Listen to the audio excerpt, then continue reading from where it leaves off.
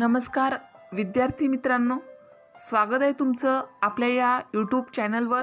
तुम्ही जर या चॅनलवर नवीन असाल तर सबस्क्राइब करायला विसरू नका।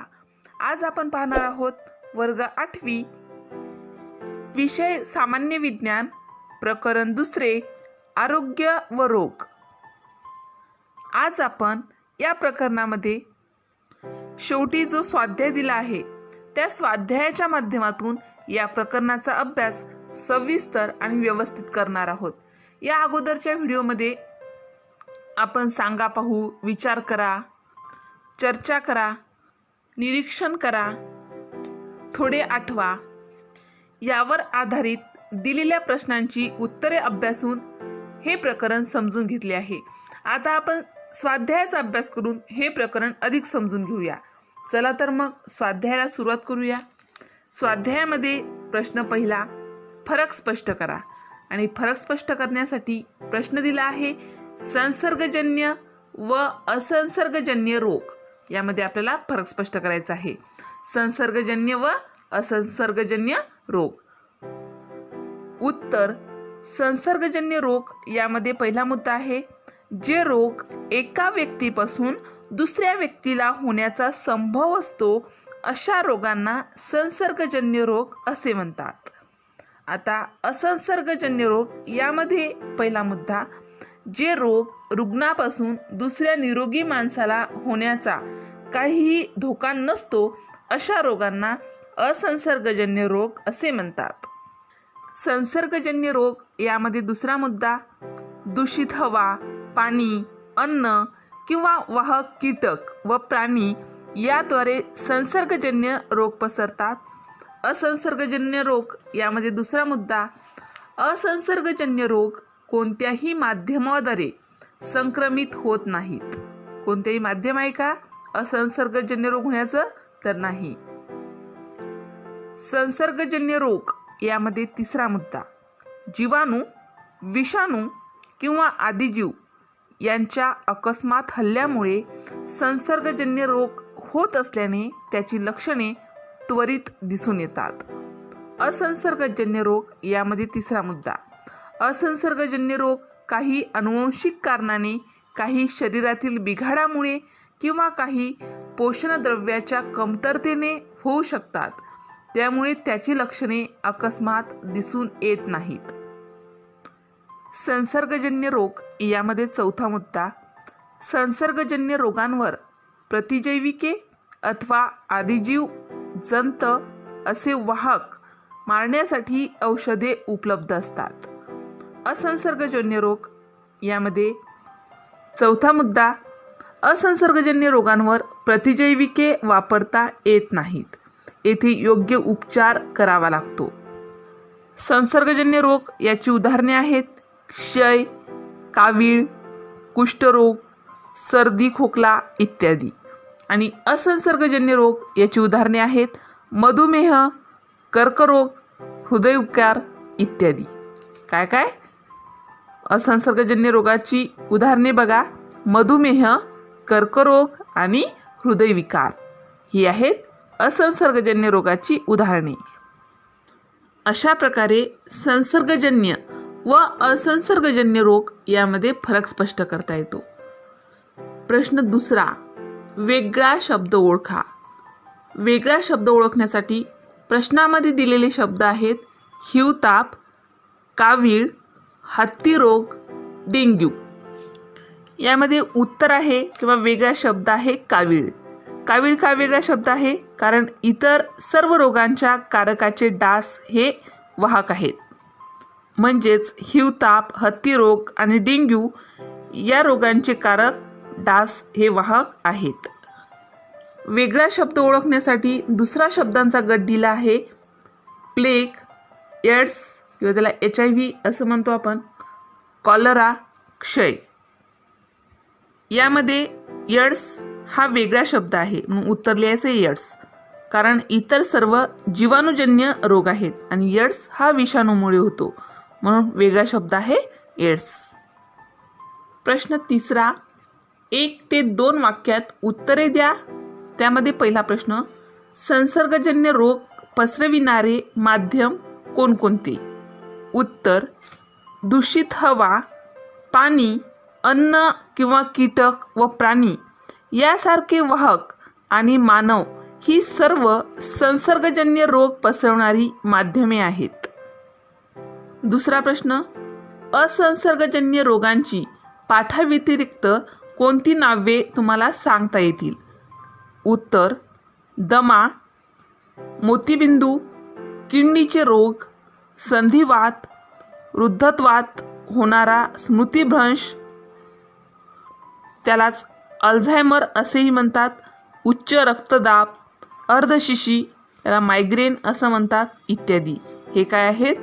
पाठाव्यतिरिक्त आलेली असंसर्गजन्य रोगाची नावे आपण लिहू शकतो.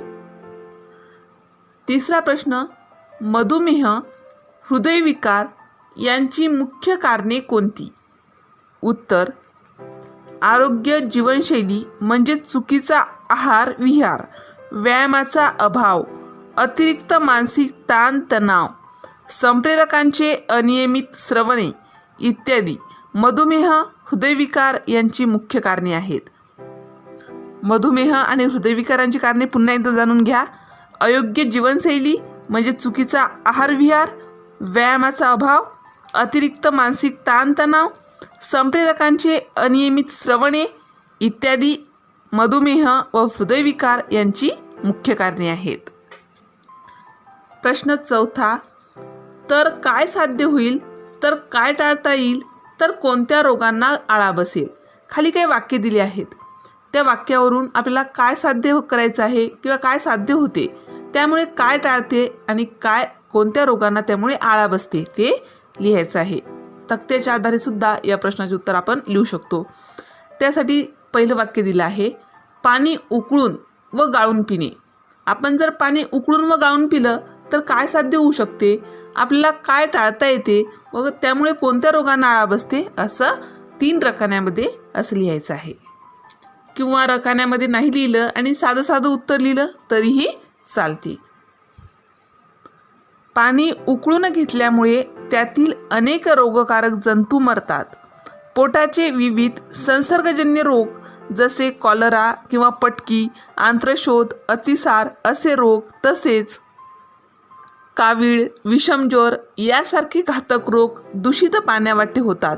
उकळलेल्या पाण्यामुळे आपल्याला अशा रोगांपासून संरक्षण मिळते. पाणी गाळून घेतल्यामुळे नारूसारखे रोग टाळता येतात. पाणी उकळून व गाळून प्यायल्यामुळे आपले आरोग्य चांगले राहील, तसेच रोगांच्या साथी पसरण्यास आळा बसेल.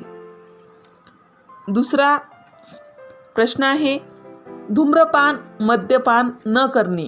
धूम्रपान व मद्यपान न केल्यामुळे आपल्याला काय साध्य करता येईल, काय टाळता येईल, शिवाय कोणत्या रोगांना आळा बसवता येईल किंवा त्यामुळे कोणता रोग होणार नाही ते आपल्याला लिहायचं आहे. उत्तर: धूम्रपान आणि मद्यपान ही अतिशय घातक व्यसने आहेत. मद्यपानाने यकृताचे विकार होतात, माणूस खंगून जातो, त्याच्या मानसिक स्वास्थ्यावर देखील परिणाम होतो. अशा मद्यपी माणसाची कुटुंबे उद्ध्वस्त होतात. धूम्रपान हे तर कर्करोगाला आमंत्रण आहे.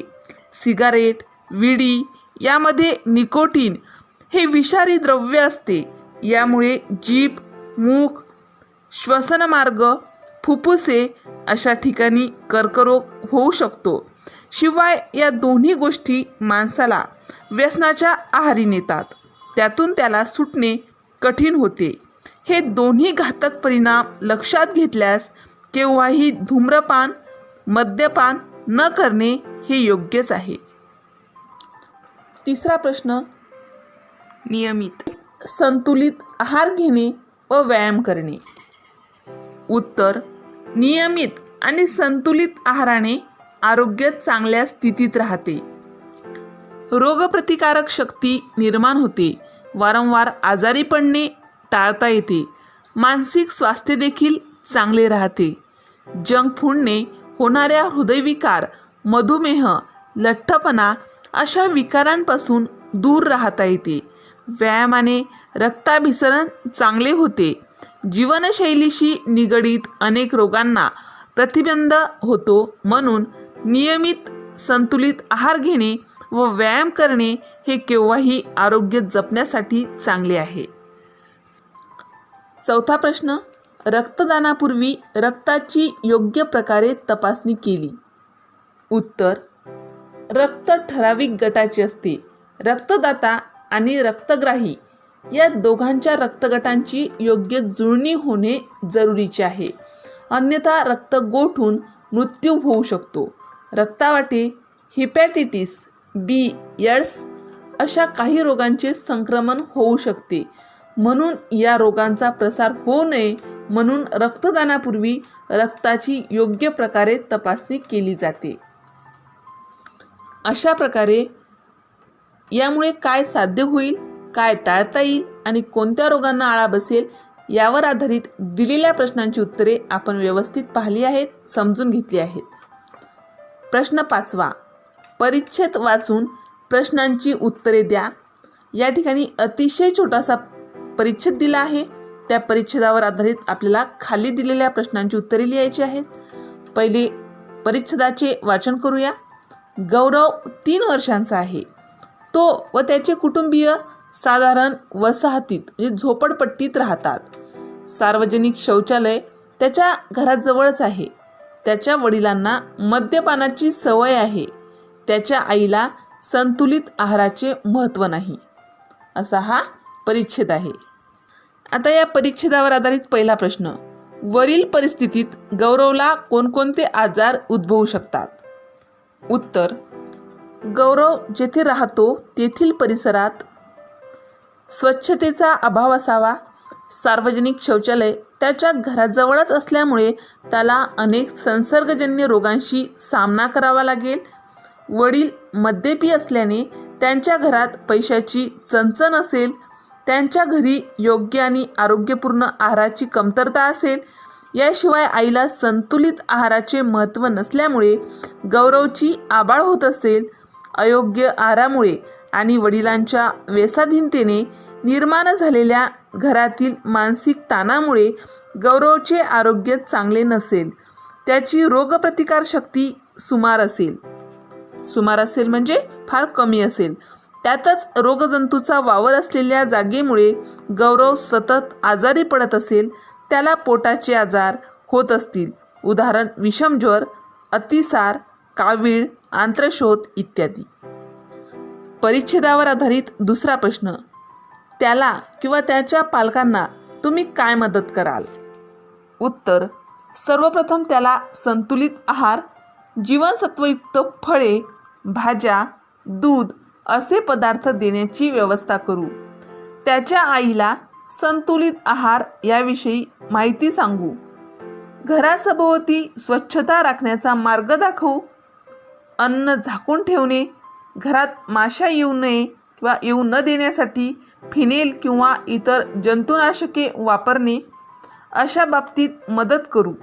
गौरवच्या वडिलांना दारूची सवय सोडण्यासाठी मोठ्यांच्या मदतीने काही उपाय करू. अल्कोहोलिक ॲनॉनिमस अशा संस्थांचा त्यांना पत्ता देऊ, सहाय्य करू. व्यसनमुक्तीचे भरीव कार्य ही संस्था करते. परिच्छेदावर आधारित तिसरा प्रश्न, गौरवच्या वडिलांना कोणता आजार होण्याची शक्यता आहे? उत्तर, गौरवच्या वडिलांना यकृताचे आणि किडनीचे वृक्क आजार होण्याची शक्यता आहे. कोणकोणते? गौरवच्या वडिलांना यकृताचे आणि किडनीचे आजार होण्याची शक्यता आहे, कारण त्यांना मद्यपानाची सवय असल्यामुळे.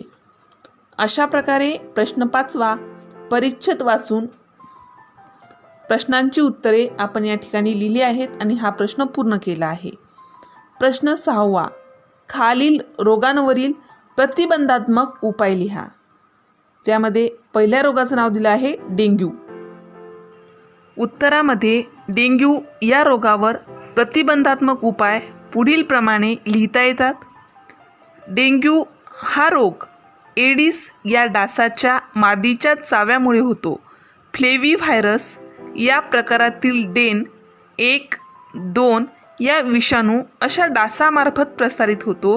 जेथे जेथे पाणी साचून राहण्याची शक्यता असते तेथे या डासांची पैदास होणार नाही ही जबाबदारी घेणे खूप महत्त्वाचा प्रतिबंधात्मक उपाय आहे. एडिस डासाचे वास्तव्य मानवनिर्मित टाक्यात आणि स्वच्छ पाण्यात असते. त्यामुळे असे पाणी त्वरित काढून टाकावे किंवा झाकून ठेवावे. आपली रोगप्रतिकारशक्ती वाढवणे हा देखील डेंग्यूपासून रक्षण करण्याचा उपाय आहे. CYD TDV किंवा डेंगवाक्सिया नावाची लस डेंग्यूवर उपाय म्हणून 2017 तयार करण्यात आली आहे, परंतु तिचा अद्याप सुरक्षित वापर सुरू झालेला नाही. अशा प्रकारे डेंग्यू या रोगावर प्रतिबंधात्मक उपाय लिहिता येतात. रोगावरील प्रतिबंधात्मक उपाय लिहिण्यासाठी दुसरा रोग दिला आहे कर्करोग. उत्तर: कर्करोग यावर प्रतिबंधात्मक उपाय पुढील प्रमाणे लिहिता येतात. प्रतिबंधात्मक उपाय म्हणजेच काय, तर तो रोग होऊ नये म्हणून घेतली जाणारी काळजी, त्याला प्रतिबंधात्मक उपाय असे थोडक्यात म्हटले जाते. कर्करोगजन्य पदार्थांचा आपल्याशी संपर्क न येऊ देणे हा महत्त्वाचा प्रतिबंधक उपाय आहे. तंबाखू, गुटखा, सिगारेट, विडी अशा कर्करोगास आमंत्रण देणाऱ्या पदार्थांपासून नेहमीच दूर राहावे. किरणोत्सार देखील कर्करोगकारक असतात, त्याचा संपर्क येऊ देऊ नये. आहारावर योग्य नियंत्रण ठेवणे, योग्य व्यायाम आणि मानसिक संतुलन ठेवणे हे आवश्यक उपाय आहेत. काही प्रकारच्या कर्करोगासाठी गर्भाशयाच्या मुखाचा कर्करोग लस उपलब्ध आहे. अशा प्रकारे कर्करोग या रोगावर प्रतिबंधात्मक उपाय लिहिता येतात. तिसरा रोग आहे एड्स. एड्स या रोगावरील प्रतिबंधात्मक उपाय पुढील प्रमाणे: रक्तपराधन करताना अगोदर रक्ताची तपासणी करणे आवश्यक आहे. वापरलेल्या सुया, सिरिंजेस इत्यादी पुन्हा वापरू नयेत. रक्तावाटे एड्स रोग निर्माण करणारे HIV शरीरात जातात, त्यामुळे एड्सच्या प्रतिबंधासाठी या दक्षता घेणे आवश्यक आहे. असुरक्षित लैंगिक संबंध हे सर्वात महत्त्वाचे कारण आहे, त्यामुळे एड्सच्या प्रतिबंधासाठी अशा बाबतीत कोणताही धोका पत्करू नये. अशा प्रकारे डेंग्यू, कर्करोग, एड्स या रोगावरील प्रतिबंधात्मक उपाय आपण लिहिले आहेत. सर्व विद्यार्थ्यांनी आपण या रोगापासून दूर राहावेत म्हणून हे प्रतिबंधात्मक उपाय अंमलात आणणे, पाळणे आवश्यक आहे. हा जो प्रकरण आहे किंवा या प्रकरणामध्ये जी माहिती आहे ती फक्त अभ्यासण्यासाठी नव्हे, तर आपणही तंदुरुस्त राहावे, विविध रोगापासून दूर राहावे, त्यासाठी ह्या उपाययोजना जर आपण केल्या तर आपल्याला त्याचा प्रत्यक्ष फायदा होईल. प्रश्न 7. महत्त्व स्पष्ट करा. महत्त्व स्पष्ट करण्यासाठी पहिला प्रश्न: संतुलित आहार. संतुलित आहाराचे महत्त्व आपल्याला स्पष्ट करायचे आहे. उत्तर: ज्या आहारात सर्व पोषकद्रव्याचा समावेश योग्य त्या प्रमाणात असतो त्या आहाराला संतुलित आहार असे म्हणतात. ज्या आहारात सर्व पोषकद्रव्यांचा समावेश योग्य प्रमाणात, म्हणजे पोषकद्रव्य खूप जास्त किंवा खूप कमी असणे त्याला संतुलित आहार म्हणतात का, तर नाही, तर योग्य प्रमाणात असणे त्या आहाराला संतुलित आहार असे म्हणतात. संतुलित आहार असेल तर कुपोषण होत नाही, रोगप्रतिकारक शक्ती वाढते, काही प्रकारचे रोग टाळता येतात. चुकीच्या जीवनशैलीमुळे आणि आहारामुळे होणाऱ्या उच्च रक्तदाब, मधुमेह इत्यादी रोगांवर नियंत्रण मिळवता येते. शरीरातील सर्व कार्य सुरळीत होतात आणि त्यामुळे आरोग्य राखले जाते. अशा प्रकारे संतुलित आहाराचे महत्त्व स्पष्ट करता येते. दुसरा आहे व्यायाम किंवा योगासने. त्याचे महत्त्व आपल्याला स्पष्ट करायचे आहे. व्यायाम आणि योगासने. उत्तर: व्यायाम आणि योगासने यांनी शरीराला चांगला रक्तपुरवठा होतो, शरीराची लवचिकता राखली जाते, मानसिक ताणतणाव कमी व्हायला मदत होते, निद्रानाश, संधिवात, अपचन अशा विकारांना काबूत ठेवता येते. व्यायामामुळे माणसे व्यसनांपासून दूर राहतात. योगासनांनी शरीरातील संप्रेरके, विकरे यांचे प्रमाण नियंत्रित राहते. श्वासावर नियंत्रण करून अनेक व्याधी दूर ठेवता येतात. अशा प्रकारे व्यायाम किंवा योगासने याचे महत्त्व स्पष्ट करता येते. 8वा प्रश्न आहे यादी करा. यादी करण्यासाठी पहिले दिलं आहे विषाणूजन्य रोग. विषाणूजन्य रोगाची यादी करायची आहे. उत्तर एड्स, कावीळ, इन्फ्लुएन्झा, रेबीज, पोलिओ हे विषाणूजन्य रोग आहेत. दुसरं आहे जीवाणूजन्य रोग. जीवाणूजन्य रोगाची यादी विषम ज्वर, क्षय, कॉलरा, कुष्ठरोग. तिसरं आहे कीटकांमार्फत पसरणारे रोग. कीटकांमार्फत कोणकोणते रोग पसरतात? उत्तर मलेरिया, डेंग्यू, हत्ती रोग. आणि चौथा आहे अनुवंशिकतेने येणारे रोग. अनुवंशिकतेने म्हणजे आपल्या पूर्वजापासून, आपल्या आईबाबांपासून, आजी आजोबांपासून जे रोग होतात त्यांना अनुवंशिकतेने येणारे रोग असे म्हणतात. तर अनुवंशिकतेने येणारे रोग आहेत मधुमेह, हिमोफिलिया, स्नायू दौर्बल्य म्हणजे स्नायू कसे दुबळे असणे. आपले जसे स्नायू टाईट असतात तसे ज्या लोकांना हा आजार होतो त्यांचे स्नायू हे दुर्बल असतात, त्याला स्नायू दौर्बल्य असे म्हणतात. आणि रंगांधळेपणा, त्यांना रंगाचा फरक समजत नाही, त्याला रंगांधळेपणा असे म्हणतात. आणि हे जे रोग आहेत ते अनुवंशिकतेने होणारे रोग आहेत. अशा प्रकारे विषाणूजन्य रोग, जीवाणूजन्य रोग, कीटकांमार्फत पसरणारे रोग आणि अनुवंशिकतेने होणारे रोग आपण यांची यादी केली आहे. आणि प्रश्न 8वा पूर्ण केला आहे. प्रश्न 9वा कर्करोगावरील आधुनिक निदान व वैद्यकीय उपचार पद्धती याविषयी माहिती लिहा. उत्तर कर्करोगाचे निदान करण्यासाठी पुढील पद्धती वापरतात: tissue diagnosis, CT scan, MRI scan, mammography, biopsy इत्यादी. या तंत्राचा वापर करून कर्करोगाचे निदान करण्यात येते. उपचारांमध्ये रसायनोपचार, किरणोपचार, शल्यचिकित्सा या पद्धती जास्त प्रमाणात वापरल्या जातात. त्याचबरोबर रायबोटिक सर्जरी, लॅप्रोस्कोपिक सर्जरी अशा उपचार पद्धती देखील आहेत. अशा प्रकारे कर्करोगावरील आधुनिक निदान व वैद्यकीय उपचार पद्धती थोडक्यात स्पष्ट करता येतात.